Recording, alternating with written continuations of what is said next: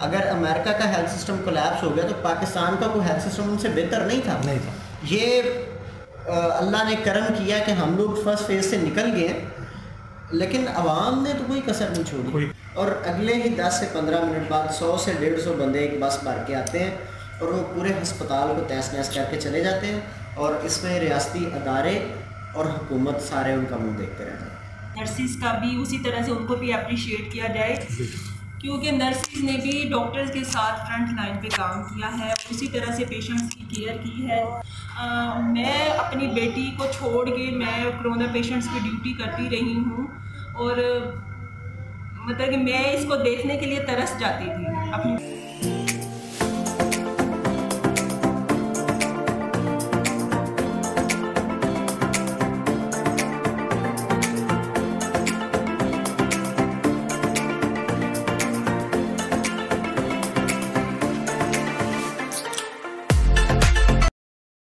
پیارے پاکستان کے پیارے لوگوں، السلام علیکم.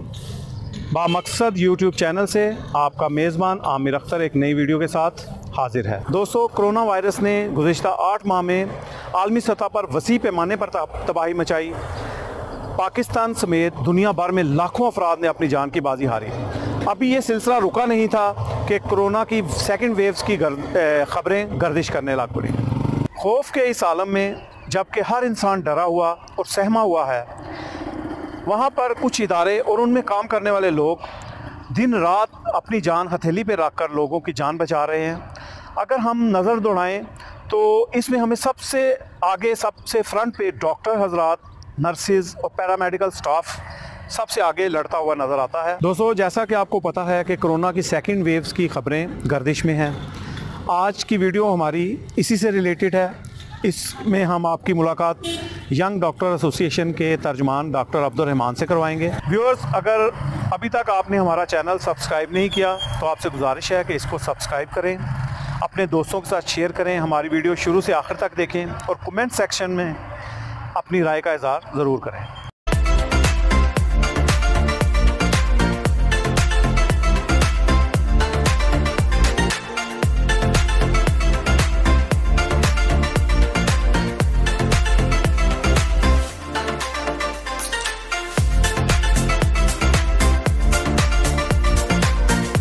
السلام علیکم جی ڈاکٹر صاحب. وعلیکم السلام. کیسے ہیں جی؟ ٹھیک جی میں الحمدللہ ٹھیک ٹھاک. آپ کیسے؟ اللہ کا احسان.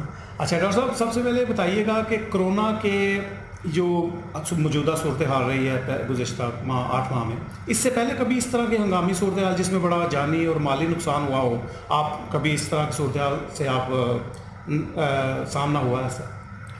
بسم اللہ الرحمن الرحیم. دیکھیں جی، جو پینڈیمکس ہیں ان کی ہسٹری کوئی انسان کی تاریخ میں کوئی نئی نہیں ہے.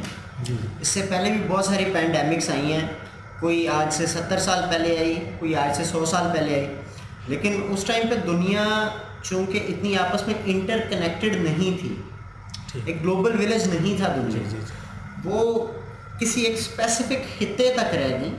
اتنا بڑا ڈیزاسٹر شاید اسپینش فلو کے بعد اب آیا ہے آل اوور دی ورلڈ. جی جی. لیکن وہ بھی 100 سال پہلے تھا، تو ہم لوگوں نے اس طرح کا ڈیزاسٹر پہلے کوئی نہیں دیکھا ہوا تھا. ہمارے لیے، ہمارے کیریئر میں یہ ایک سب سے بڑا اپنی نوعیت کا ڈیزاسٹر تھا. ڈاکٹر صاحب، آج کل کرونا کی دوسری لہر جو سیکنڈ ویو کی باتیں ہو رہی ہیں سب ہر جگہ پہ، میڈیا میں بھی، تو اس میں کتنا صداقت ہے، کتنی ریئلٹی ہے، اور آپ کا اس کے بارے میں کیا خیال ہے؟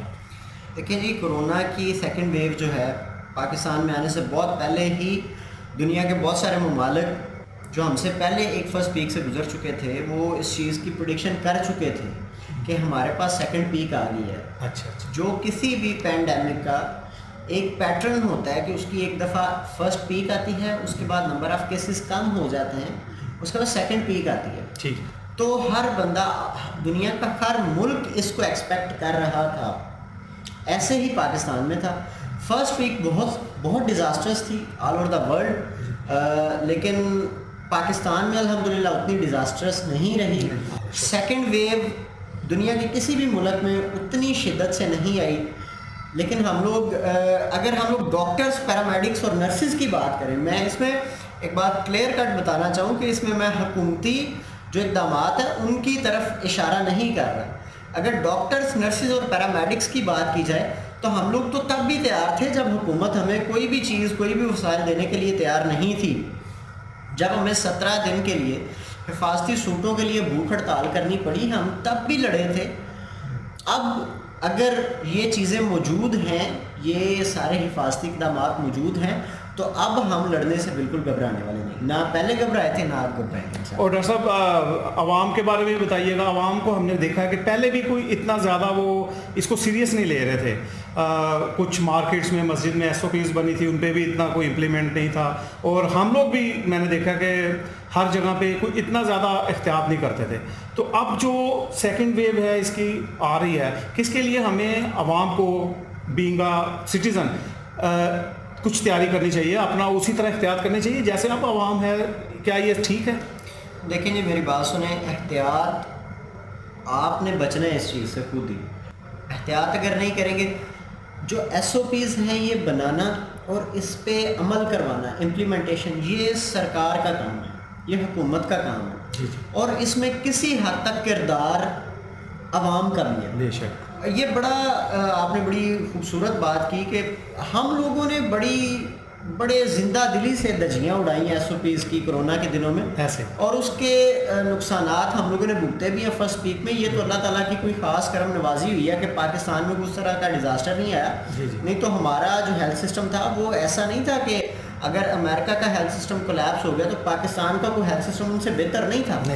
یہ اللہ نے کرم کیا کہ ہم لوگ فرسٹ فیز سے نکل گئے, لیکن عوام نے تو کوئی کسر نہیں چھوڑی.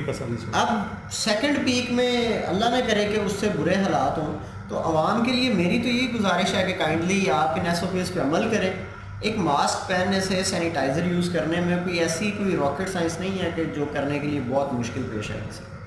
اور بہت سے جو ہماری عوام, بہت سے لوگ شروع سے ہی سرے سے اس کو مانتے ہی نہیں ہیں کہ یہ اس طرح کا کوئی وائرس آ گیا یا کوئی ایسا مسئلہ ہو گیا, وہ آج بھی نہیں اس چیز کو مانتے. تو ان کے بارے میں کوئی پیغام؟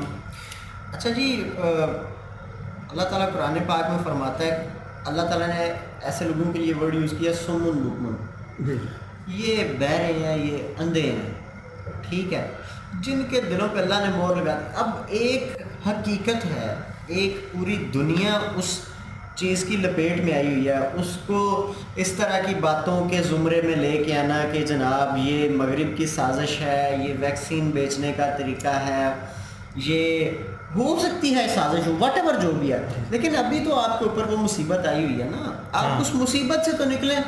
سازش اگر 10 سال بعد پتہ چلتی ہے, جو بھی پتہ چلتی ہے وہ بعد کی بات ہے. ابھی ایک مصیبت ہے سر پہ, اس کے لیے تو کچھ کر لیں.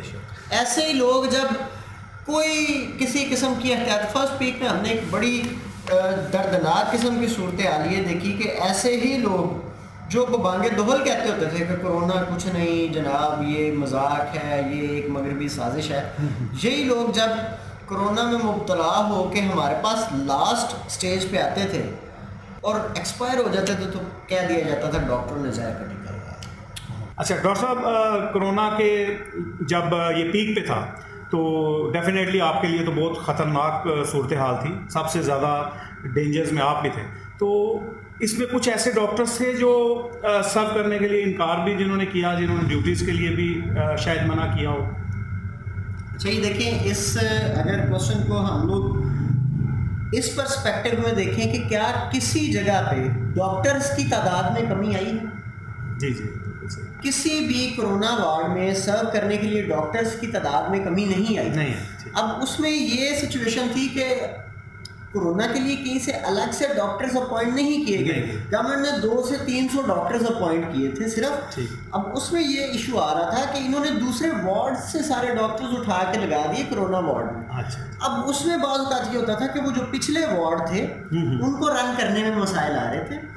اس ایشو کو لے کے شاید کسی جگہ پہ انکار کیا گیا. اور سیکنڈ ایک ایشو یہ ہے کہ گورنمنٹ نے ایک نوٹیفیکیشن جاری کیا تھا کہ کوئی بھی ڈاکٹر, پیرامیڈک یا نرسز ان میں اگر کسی کو کوئی ایسی بیماری ہے جو پھیپھڑوں کے ریلیٹڈ ہے یا کرونک کوئی بھی ڈائبٹیز ایزتھمیٹک ہے تو وہ انکار کر سکتے ہیں. اس پرسپیکٹو میں اگر کسی نے کیا ہو. ٹھیک ہے. اور ڈاکٹر صاحب, بہت سے ڈاکٹرز اور نرسز جان کی بازی بھی ہار گئے. ان کو میں تو شہید کا لقب دوں گا. تو کتنے ڈاکٹرز اور اس طرح کے سٹاف کے ساتھ یہ سانحہ ہوا؟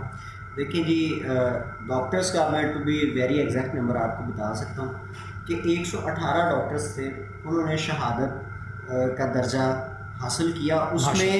اس میں پروفیسر ڈاکٹرز سے لے کے اس میں میڈیکل آفیسر تک شامل تھے, اس میں ہاؤس سرجنز, ہاؤس فزیشنز شامل تھے, ہر طرح ہر کیڈر کے لوگ تھے. اچھا. پی جی آرز بھی تھے, اس میں medical officer, S R, vice chancellor of Nishtar medical university professor Mustafa Kamal Pasha صاحب.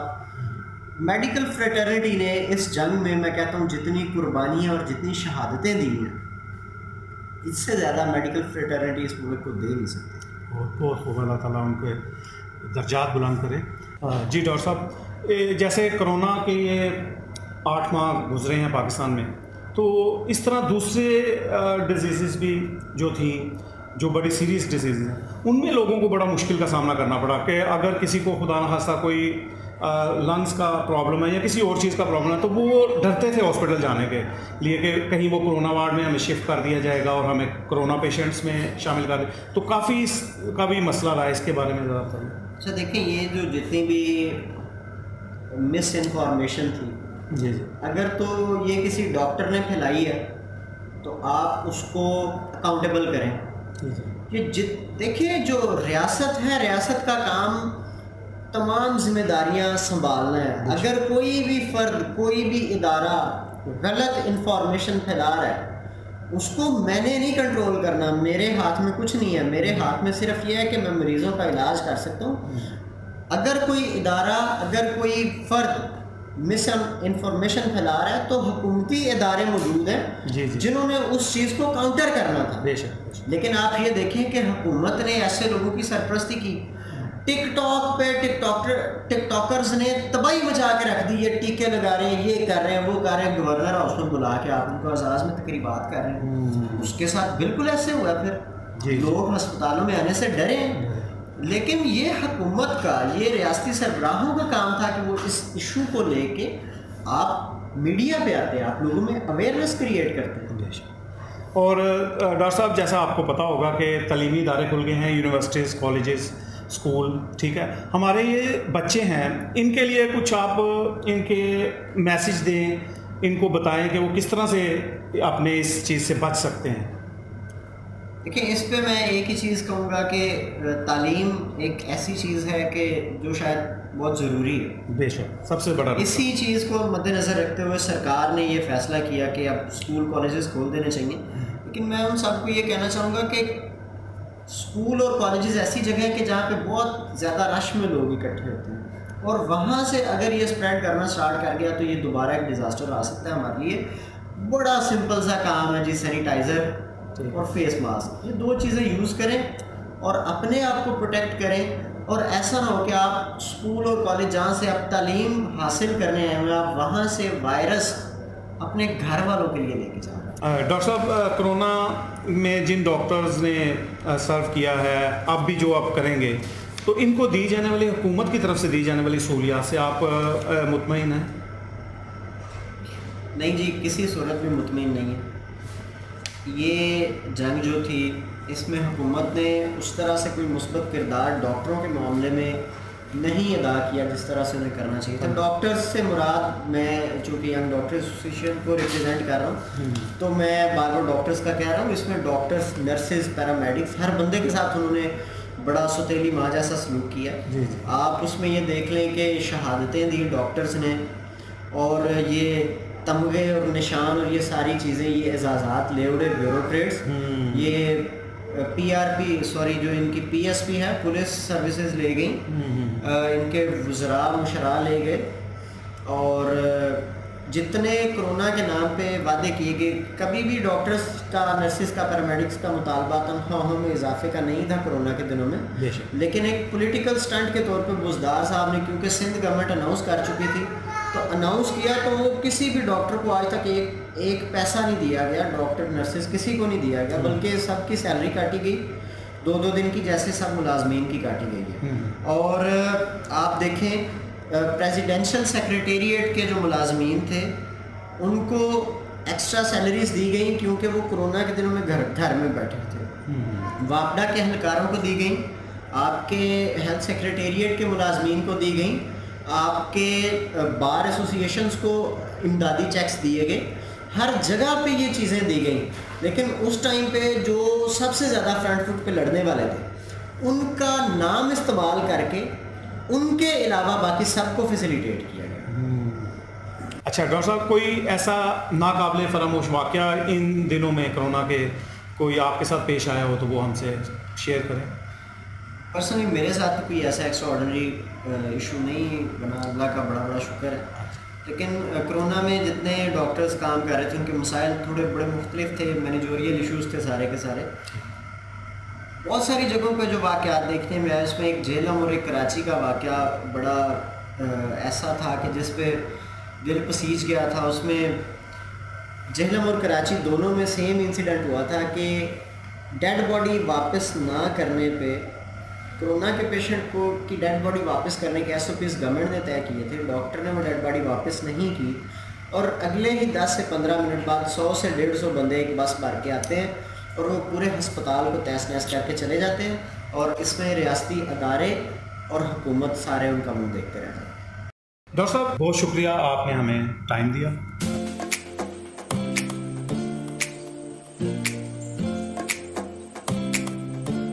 ہمارے ساتھ اب نرس مس صدف پروین موجود ہیں, آئیے ان سے بات کرتے ہیں کرونا کے حوالے سے.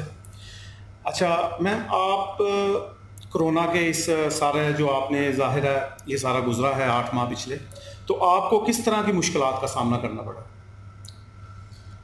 فرسٹ آف آل تو جو ہمیں سب سے زیادہ مشکلات کا سامنا کرنا پڑا اس میں یہ ہے کہ جو لوگ ڈیوٹی کرنے کے لیے تیار نہیں تھے, مطلب کہ بہت ساری نرسز ایسی تھیں جن کو پرابلمس تھیں, لنگس پرابلم تھی اور بہت سارے ایشوز تھے, وہ ڈیوٹی نہیں کرنا چاہ رہی تھی اور زبردستی ان کی ڈیوٹیز لگائی گئیں وہاں پہ, اور جس کی وجہ سے بہت سارے ایشوز ہوئے, بہت ساری نرسز کی ڈیتھ بھی ہوئی. دوسرا پراپر ہمیں PPE وغیرہ نہیں فیسیلیٹیٹ کیا گیا ہم لوگوں کو, تو اس لحاظ سے بہت زیادہ مسئلے مسائل. اور جو پیشنٹس تھے ان کے ساتھ ان کے فیملیز ممبرز آتے ہیں, ان کی طرف سے کسی قسم کا کوئی پریشانیاں وغیرہ تو نہیں؟ پیشنٹس کے اٹینڈنس کی طرف سے یہ پریشانی تھی کہ مطلب کہ پیشنٹس کے اٹینڈنس کو تو اندر جانے نہیں دیتے تھے, تو ہم لوگ ہی مطلب کہ پیشنٹس کی کیئر کر رہے ہوتے تھے. اچھا. تو اس لحاظ سے پیشنٹس کے اٹینڈنٹ بہت زیادہ بری ہوتے تھے کہ پتہ نہیں ہمارے پیشنٹس کے ساتھ اندر کیا سلوک ہو رہا ہے. حالانکہ میں خود بھی ابھی بھی کرونا پیشنٹس پہ ڈیوٹی کر رہی ہوں اور بڑی کیئرفلی پیشنٹس کو دیکھا جاتا ہے.